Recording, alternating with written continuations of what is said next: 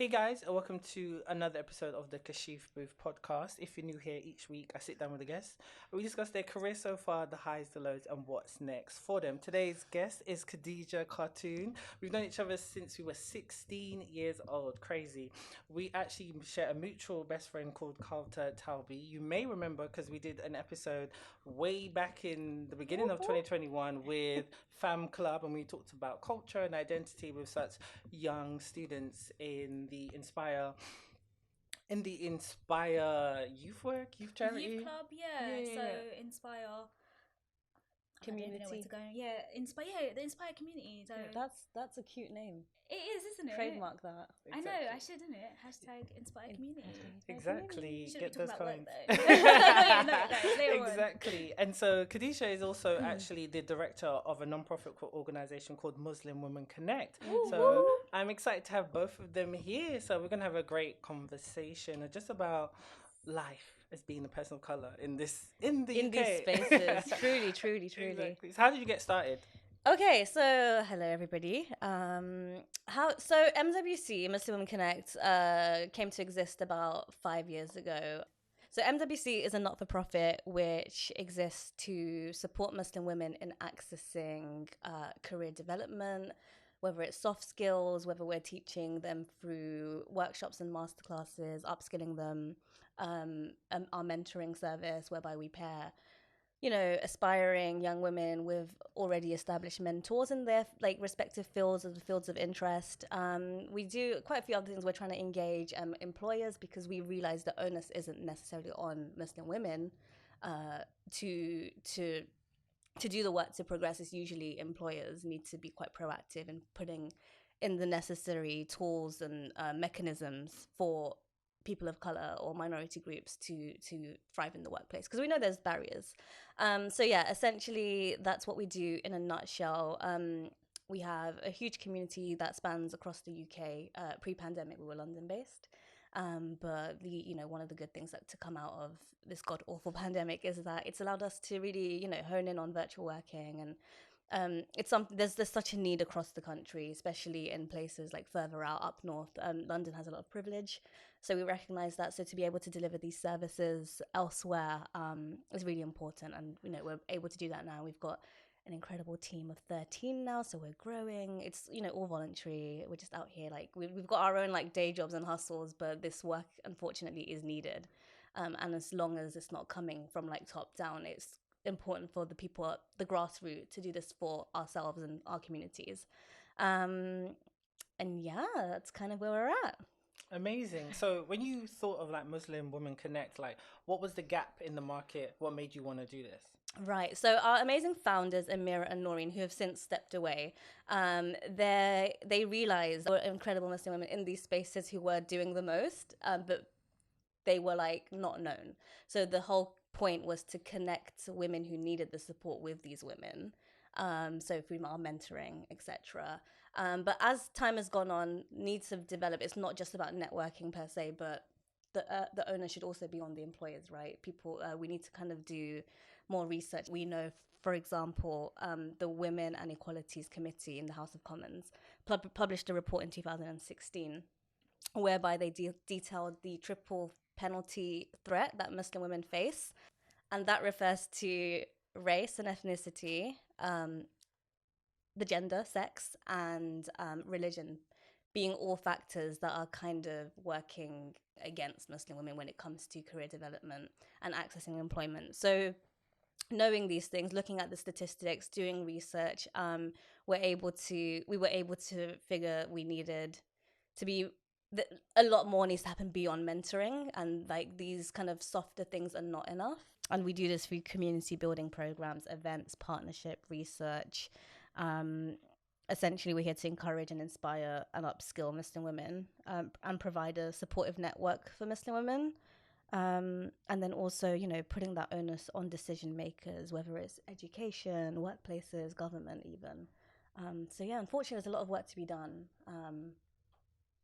And you could either be idle and complain about it, which we do, but also we kind of have to be proactive, unfortunately. And so yeah, whilst we have the skills, the talent, the means, the time, the energy, the zest, the anger, the passion, we're here and we're going to do it.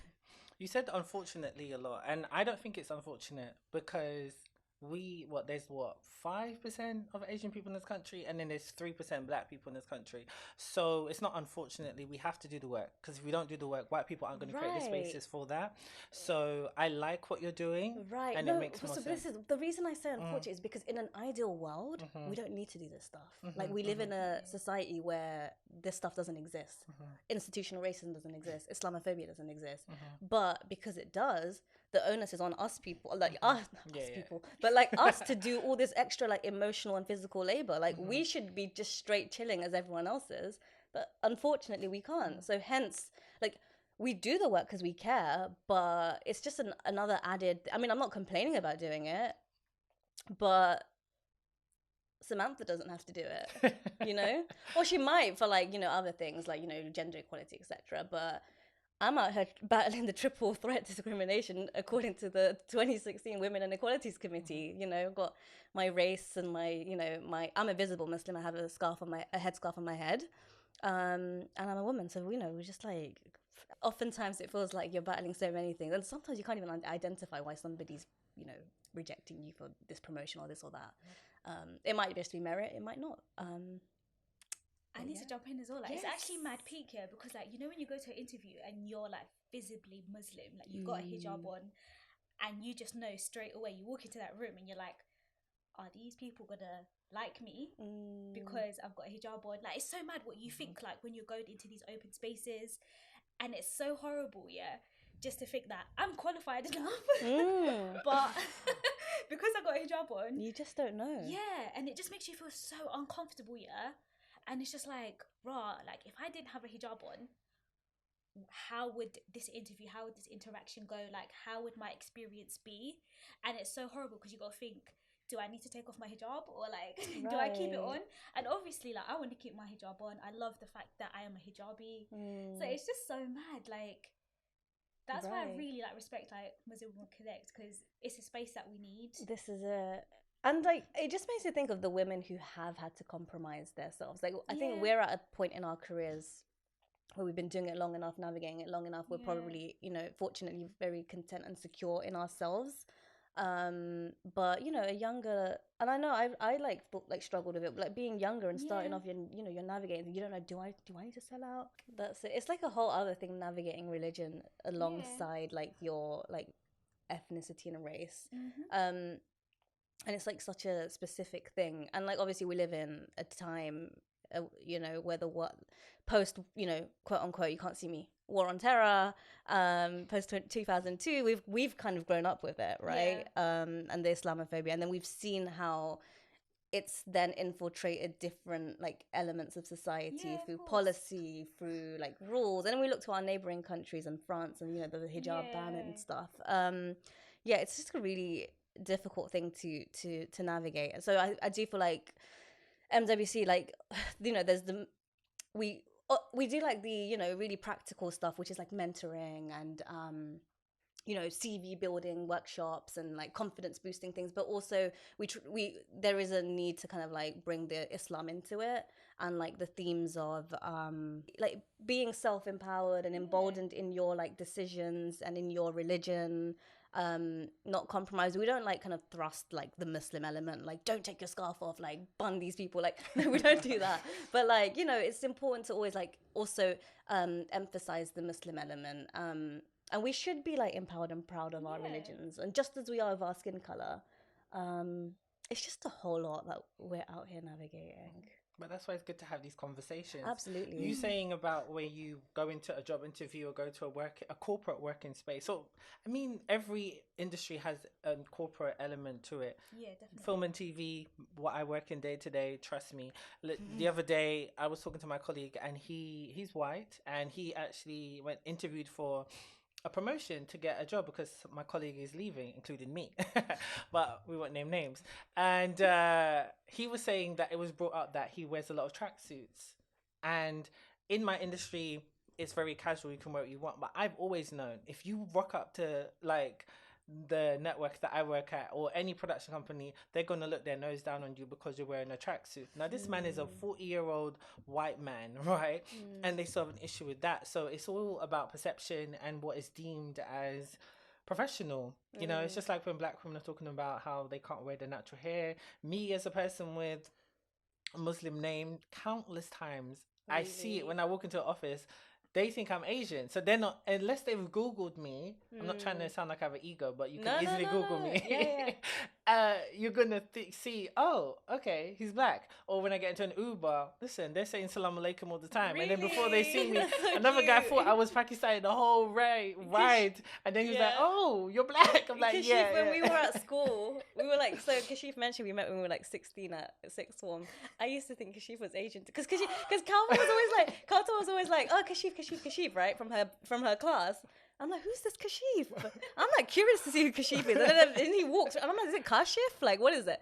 And then like Kashif walks, I was like, oh my God, he's black? Like, this tall black guy? Cool. But yeah, no, preconceptions, right? Or Exactly. misconceptions. And sometimes it's harmless. If like it might, well, I hope you took no offense to that for 16-year-old Khadijah. No, but in my case, it was just like whatever, harmless. But if and it happens, right? But if you're using those misconceptions to prejudge something, and they call it air quotes unconscious bias, like I think that's BS. Like, don't try and make yourself feel better for saying it's unconscious. But like, if you're then using these biases to make preconceptions and then judge someone's performance, their skill, their talent, their worth of getting a promotion or a job, like that's when it's problematic. If it's just a 16-year-old girl who thinks Kashif is Asian, you know, it's slightly different. It's fine. It's a Muslim name. My dad didn't even know anything about it when he named me. So. It's a beautiful name. Yeah. I mean, I think they may have heard on the podcast before, but my dad named me after an 80s R&B singer who had my name. Really? And then come to find out that wasn't even his real name. It was his stage name. That is so, hilarious. So that's just... Kashif's an awesome name. Thank you. We're all Kashif, Kalthar, and Khadijah. Oh my God, with the 3Ks. Yes. Oh my God, no. I Listen. mean, shoot. No, but the 3K sounds better than the other one. You know? So, but outside of Muslim Women Connect, you're doing a lot of stuff for your day job. So what do you do for work? Yeah, so yeah, Muslim Connect is like the passion project, which is like turned into like a 4-year thing, and eventually became a director of. But my actual career, my bread and butter, my, you know, I get paid to, I'm a communications professional in a very large and complex institution that is adjacent to civil service. That's like probably the easiest way I can say it without making it too known. But there is like the real deal kind of navigating these very, very, very white hierarchical spaces. And for the most part, I think I'm very like content there. But obviously, occasionally, you will see sus things and you will have to navigate, you know, difficult things. And in my, like, throughout my 20s, I definitely had to. I think I'm at a place now where I've been there for about 5 years, where I've kind of established myself and I'm really confident and emboldened in myself. It's easier to navigate. But we still have very difficult conversations like post-Black Lives Matter and like the stance the organization took and the work that came of that. So yeah, I don't know if so I'm a communications professional there. I'm like writing corporately, and that can be really exciting because like communications is so vast and varied. It can be like digital, it can be written, connecting with people, all sorts of things. But adjacent to that, alongside that, you know, the work in creating equal spaces and developing community is very important to me. So as you can see with the MWC thing, so at work, I also co-chair our workplace's race, ethnicity and cultural heritage network. And that is to create a space for people of color or anyone who identifies as an ethnic minority to come through, to feel listened to feel celebrated. If they have any concerns, our like network and committee drives it forward. And it looks so varied. It's whether we're doing research to make recommendations to, you know, corporate to make changes in the organizations, or whether it's hosting, you know, Interfaith Week events or, you know, Ramadan events or Black History, whatever, right? So we're doing the fluffy stuff, which is the groundwork that needs to be done to make employees feel safe and listened to, and like building the community, but also, really important to drive those strategic things too. And I think a lot of MWC does that too. So we're like nurturing our community, but also giving it practical support. So yeah, it's a lot. It's a lot. And then side of that, I'm doing a master's in conflicts, rights, and justice, because like, it's great to do this stuff, but also we should continue always learning as well, and like seeing how we could like learn more to do more. So yeah, inshallah, we stay busy and we'll make changes, but it's a lot. It's a lot. Amazing. I mean, jealous because I really want to do a master's, but I'm too busy. Well, this is the thing. I'm so busy, but I don't even see my friends anymore. This is like the first time I've seen like Kota in like 2 months. It's your birthday. Yeah, and like we used to hang out every single day. Yeah. But you make the sacrifice, and like eventually it pays off. And like you'd be surprised what you're capable of. So yeah, if you wanna, I'm trying to like motivate you. Yeah. You know what it is? I told you I quit my job, so it's like once I'm able to like find a balance of everything, because I've done so much, especially last year. 2021 was a very busy year for me.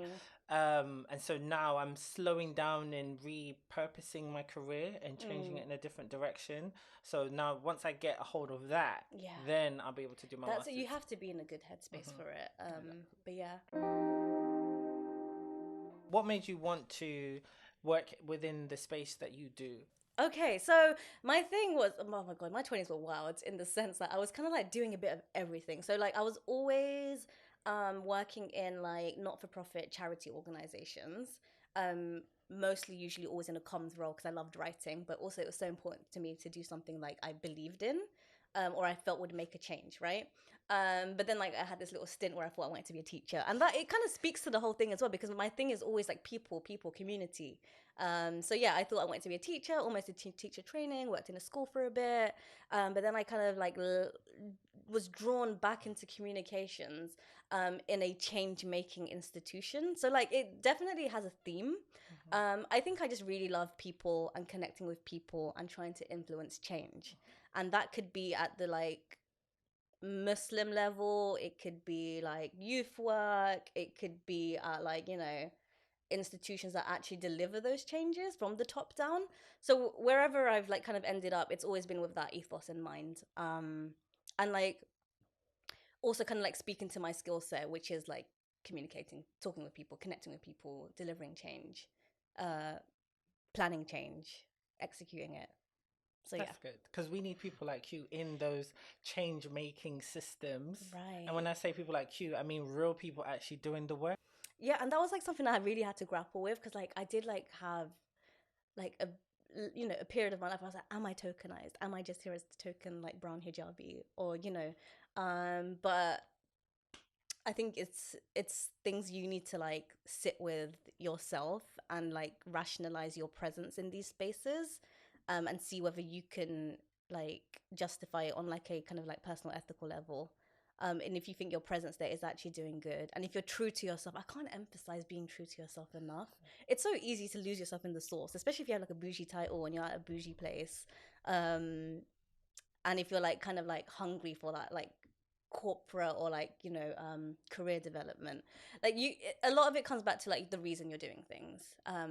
So I can justify my presence in certain spaces because I know my presence there isn't about me. It's about the communities I bring to that space, or the community's interests that I bring to that space. So yeah, it's a lot. I don't know. No, it is. I totally understand what you mean, because if you're in that space and you want to make change, then do that. If you're doing it for your own personal gain, don't use people of color as a scapegoat as to try and act like you are. And then eventually you're going to realize you're being tokenized, and it's like, how do you? I'm sure people do, and I don't want to like criticize them, but like at some point, is that enough? And like at some point, will you feel yourself being disrespected, degraded? Like at what cost does it come? At what cost does it come? I think sometimes as a black man, I can openly criticize black men, and I can also openly criticize men of color who are the weakest link. And what I mean by that is men who are the weakest link are the ones who actually just like to fit into that white boys club, and so they present those narratives, and so they're fine being tokenized because they're not actually making change. So sometimes when we talk about Black Lives Matter, when black men are talking about it, they're not talking about all black lives. They're particularly talking about black male lives. So when they talk about, when you notice when they talk about racism, they're just talking about black men being killed by the cops. They're not talking about black women being attacked and black women being attacked by other black men, or trans lives, trans women being killed. Do you get what I'm saying? So that's the difference. So when you're in those spaces, you want to have people actually who are for the whole entire community, right? of And I people. guess it is hard. I'm not defending them, but like I know there's challenges to representing everyone. Like we can't, like it's hard to, you know, at like the workplace equality network that I'm co-chairing, like we're representing, like it's so varied. Like anyone who identifies as an ethnic minority, that's a lot. But I think a lot of it does. You have to be willing to learn, to be open, to have a broader. Like it's not about you. It's not the you show. You have to like be very open and willing to listen and like accepting of feedback. It's once it starts becoming egotistical, that's when problems arise, and it all goes back to intention. And this is something like, you know, like Islam really emphasizes, like we have to constantly check our intentions and renew our intentions, like even if like it hasn't necessarily changed, like just like every once in a while catch yourself and be like, I'm doing this for this purpose, and like affirm it again, just in case you get lost in the sauce. What advice would you give to other Muslim girls? Because yes, you've got Muslim Women Connect, but what else? What advice would you give them to kind of get to where you are, or do what you're doing, and how to overcome this stuff? Because when I look at it, I'm just trying to I'm rooting for everyone black, so I'm trying to make sure that we create spaces for each other. Right. If I win, they win. If somebody surpasses me, I'm not. Oh, what am I jealous of? I have no reason to be jealous because Right. they're opening another door. Absolutely. So, what's your kind of what's your motivation? Let's talk about you, for example, right? Before you answer. So like, you don't dress conventionally as the typical Muslim girl. You've Guys, never side been note, like, she has a bucket hat over her hijab and it's such a vibe. yeah, exactly. Her hijab is never, I don't think I've ever seen your hijab styled the quote unquote traditional way. You kind of go to the beat of your own drum. You're a director, you have your own short films, you work in youth. You know, you challenge the system a lot by who you are, and confident as a single Muslim woman. Thanks. You know, doing her thing. Baiting out her relationship status. I didn't even hear She's that. single, guys. Come get her. I'm joking. But you know, but she's not pressed like No, she's you not. both as Muslim women. But you know, you're not like dying. No. You're not dying to get married. But you know, there's the stereotypes of that. So how do you feel like you want to inspire other girls to be where you are as well? I know this sounds like so basic, but do what makes you happy. Don't listen to like the system. Don't listen to culture. Don't listen to people that are like constantly trying to put you down. Like if you want to do something, go out and do it. As long as it's like halal. As long as it doesn't break any laws. Yeah. As long as you're not doing drugs and all of that madness. No. But like honestly, like do what makes you happy. And I feel like with me, like both of you guys know that I was like working in retail for a long time. I was mad depressed, and you know, it was like proper sad, and I was just doing it for like making money. And like you said, it all goes back to intentions. And I felt like my intention back then was just to make money. And then when I was deep in it, I was like, my mental health and like my happiness just wasn't there. And that's when I like just decided to leave. And then that's like when I started to get into more like youth work and like more opportunities from there. And then I had more free time to do like my short film. So doing that in the long run just made me so much more happier. Like I started working at an organisation that I really enjoyed, and like all the young people that I've met like really make me want to be a youth worker, like makes me want to, don't know how to explain this, but it makes me want to be there for them, because like I see them all as my little siblings, and like, you know, we are a little family. So I just want, like, when they look at me, I want them to like be happy and be like, yeah, that's my youth worker. It's not about, this is it. And I think it goes back to us. It's not about us. It's not about you. It's not about me. It's about like the collective. It's about community. It's the grand scheme of things, isn't it? Like I want all those young people to like be 10 times as better than I am. Like I want them to succeed. Like there's so many kids that I'll literally big them up because they're so amazing. Like and like they come and talk to me, and like I don't know, I can't explain it, but I just love what I do, and it's just amazing. Like I've never felt like so happy, like to fulfilled, see these kids. And like whenever I talk to them about where they want to be, I'm just like, do you, do what makes you happy. Don't follow the status quo. Like, and I feel like that's what we do. We think about the status quo, like culturally, like, oh, we should have been married by this time, or we should be working here, we should be making this much money, we should have kids. And I'm like, that is not the status quo. That is just like what we are programmed to Conditioned. believe. Yeah, what we're conditioned to believe. Like, that's not what life is about. And it could be for some people, It and could that's be, absolutely fine. and yeah, and it's fine, but it's not for me. Right. Not at this point in my life. Like, I'm very happy And that's okay. where I am. Like, and it's just madness because people like project their lifestyle onto you, and I'm like, nah, G, that's not me. Like, if you want to do that, you do that, innit? I feel like I went off a bit of a No, but tangent it's true. there. No, but the question was, what would you... Yeah.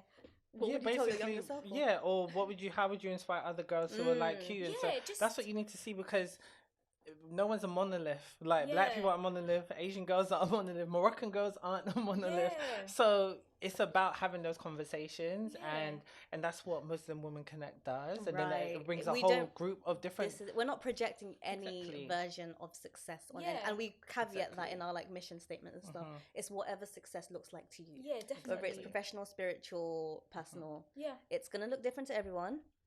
And that's okay. With the mechanisms we have in place, if we can do that to serve our sisterhood. And this is another thing we haven't mentioned, but a lot of it goes back to like, you know, taking it back to Islam and the themes of sisterhood, community, nurturing, uplifting. These all come from the prophetic sunnah of our Prophet, peace be upon him. So that is a, you know, really important thing to capture.